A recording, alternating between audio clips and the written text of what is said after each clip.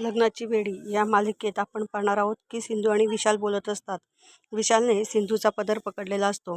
हे बघून राघवला खूप संताप होतो. राघव डायरेक्ट त्याला त्याची गच्ची पकडतो आणि त्याला म्हणतो की अजून तुमच्यामध्ये काही झालं नाही तोपर्यंत तुझी ही हिंमत झाली का? त्यावेळेस त्या ठिकाणी मधू पण आलेली असते. मधू हे बघून अतिशय आश्चर्यचकित होते. त्यावेळेस सिंधू म्हणते, राघव जरा ऐकून घ्या, तुमचा काही गैरसमज झाला आहे. तेव्हा मधूही राघवला आवरते आणि तेव्हा सिंधू सांगते की त्यांनी माझा पदर नाही पकडला, माझा इथं ओढणी अटकली होती ती त्यांनी काढून दिली. त्यावेळेस राघव हा सॉरी बोलून त्या ठिकाणून निघून जातो. त्यानंतर सिंधू ही विशालला सांगते की लग्ना अगोदर मला काही तुम्हाला सांगायचं आहे. तेव्हा विशाल म्हणतो की तुला काय सांगायचं आहे. त्यावेळेस मधू त्या ठिकाणून राघवला म्हणते की राघव आता इथून चला, आपण त्यांना दोघांना बोलू द्या, तुम्ही इथं काय करत आहात. तेव्हा सिंधू ही विशालशी बोलत असते आणि बाहेरनं राघव हा ऐकत असतो. तेव्हा सिंधू ही विशालला सांगते की मी जरी लग्नाला होकार दिला तरी आधी मला सावीचा विचार करावा लागेल. मला सावी जर हो म्हणेल तर मी तुम्हाला माझा डिसिजन कळवेल. तोपर्यंत तुम्हाला माझ्या होकाराची वाट बघावी लागेल. कारण सावी अजून लहान आहे. तिच्या मनावरती काय परिणाम होतील हे सांगू शकत नाही आणि तिच्याच विचाराने मला हे सर्व करावं लागेल.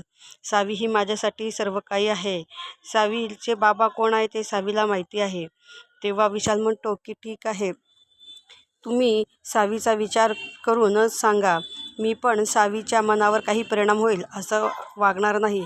त्यावेळेस मात्र राघव हे सर्व बोलणं ऐकत असतो. विशाल सिंधूला सांगतो की तिला पण मी बाबा म्हणून एक्सेप्ट करायला जरा वेळ लागेल आणि जेव्हा ती हो म्हणेल तेव्हाच तू तुझा डिसिजन सांग. जे सावी याबद्दल विशाल हा सिंधूकडनं जाणून घेण्यासाठी तयार असतो. त्यावेळेस राघव हे सर्व त्या दोघांचे बोलणे ऐकत असतो. त्या ठिकाणी मधू येते आणि मधू ही राघवला त्या ठिकाणून घेऊन जाते. त्यानंतर विशालची आई आणि वहिनी म्हणतात की आम्हाला सिंधू पसंत आहे, आता आपण लग्नाची बोलणी लवकरच करूयात. तेव्हा रुक्मिणी म्हणते की हो, तुम्ही बरोबर आहात, आम्हाला सुद्धा विशाल आवडलेला आहे. त्याच वेळेस त्या ठिकाणी सिंधू, राघव, विशाल आणि मधू हे चौघेही येतात.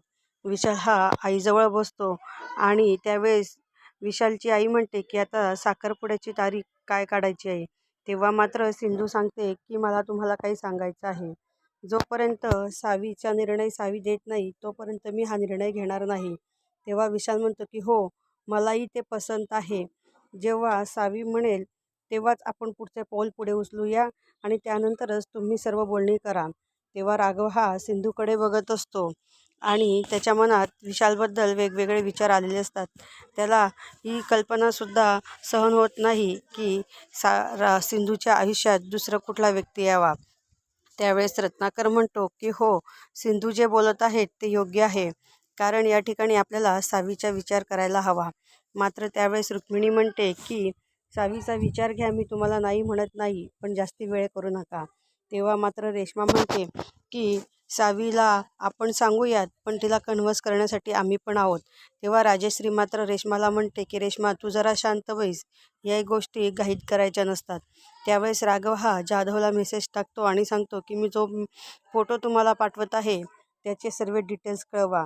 आणि त्यानंतर रुक्मिणी बोलत असते. मधू मात्र बघत असते की आता निर्णय काय घेतला जाणार आणि ते दोघेही त्या ठिकाणी जाऊ लागतात. मात्र हे सर्व मधूच्या बोलण्यानुसार होत असतं. विशालची आई आणि विशालचे वहिनी हे घरी जातात. त्यानंतर सर्वजण पोचवण्यासाठी बाहेर जातात. राघव सिंधू हे समोरासमोर असतात. सिंधू म्हटलं राघवकडे बघून तिच्या रूममध्ये जाते. ती तिच्या रूममध्ये गेल्यानंतर त्या ठिकाणी मधू येते. मधू मात्र सिंधूला बोलू लागते की तुला राघवपासून दूर व्हायचं नाही, आता तू सावीचं नाटकमध्ये आणलं आहेस, तू हा निर्णय बदलवणार तर नाहीस ना. त्यावेळेस सिंधू मात्र सांगते की मी सावीचा निर्णय घेतल्याशिवाय पुढचं पाऊल उचलणार नाही, माझ्यासाठी सावी ही महत्त्वाची आहे. तेव्हा सिंधू म्हणते की सावीला तर केलं जाईल, पण तुझ्याच मनात ते नाही, तू लग्न टाळण्यासाठी हा प्रयत्न करत आहे. तेव्हा सिंधू सांगते की ज्यावेळेस विनूला कळलं की तुम्ही त्याचे आईवडील खरे नाहीत त्यावेळेस तुम्हाला किती त्रास झाला कळतंय ना.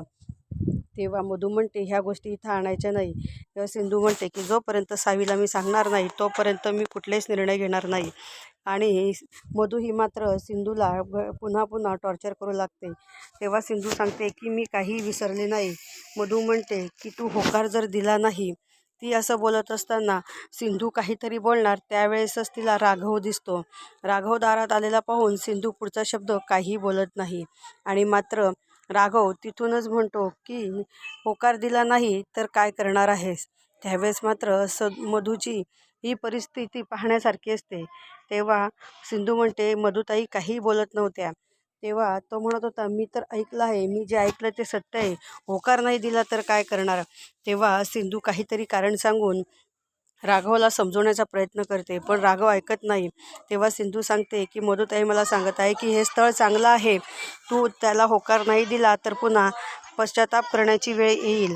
तेव्हा तो मधूकडे बघू लागतो आणि मात्र त्यावेळेस मधू त्या ठिकाणून निघून जाते आणि सिंधू ही राघवला समजावत असते.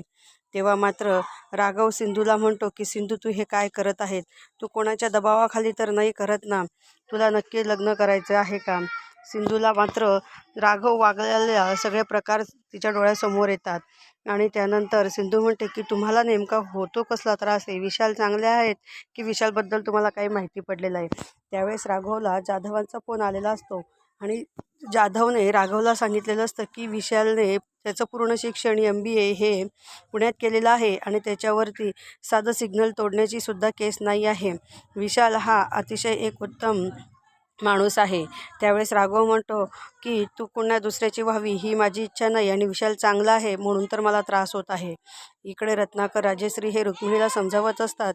ते म्हणतात की वहिनी, आपण जशी सिंधू म्हणत आहे तसंच करूयात, सावीचा निर्णय योग्य घेऊयात, सावीच्या मनावर काय पडेल याचं बघूयात. त्यावेळेस मात्र रुक्मिणी सगळ्यांना सांगते की माझी तरी इच्छा आहे की सिंधूचं लग्न लवकरात लवकर व्हावं, चांगलं स्थळ हातातून राघव सिंधू हे रूममध्ये असतात. सिंधूचं कानातलं अटकल्यानंतर राघव हा सिंधूचं कानातलं काढतो. त्यानंतर सिंधूला विशालचा फोन येतो. फोन नंबर बघून राघव सिंधूला म्हणतो की दोघांनी एकमेकांना नंबर शेअर पण केले का. त्यावेळेस सिंधू म्हणते की हो, त्यांनी मागितला, मी दिला.